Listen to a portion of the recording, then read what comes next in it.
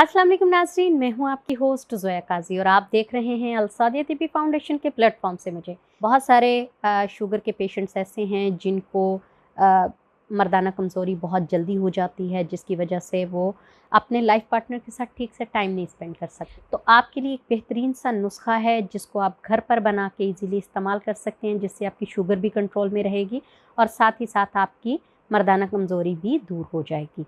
आपने करना क्या है, 1 चाय का चम्मच लौंग लेने हैं और 1 पाव आपने जामुन की गुठलियाँ लेनी हैं, 1 पाव आपने खुश्क सिंगाड़ा लेना है, 50 ग्राम आपने ग्रेप फ्रूट के छिलके लेने हैं, चकोतरे के छिलके सूखे हुए। ये सब चीज़ें आपको पंसार की दुकान से ईज़िली मिल जाएंगी। आपने इन सब को अच्छी तरह से साफ़ करके, क्योंकि इस पर चूँकि डस्ट पड़ी होती है, आप उसको हाथों की मदद से मसलने के बाद आप उसको ईज़िली साफ़ कर सकते हैं।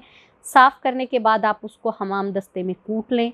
जब वो नॉर्मल सा कूटा जाए तो उसको आप ईज़िली ग्राइंड करके पाउडर बना के एक शीशे की जार में, एयर टाइट जार में रख लें। सुबह आप नाश्ते से पहले हाफ़ टी स्पून आपने सादा पानी के साथ इस्तेमाल करना है ये सफ़ूफ़, और रात को आपने सोने से पहले हाफ़ टी स्पून रात को इस्तेमाल करना है।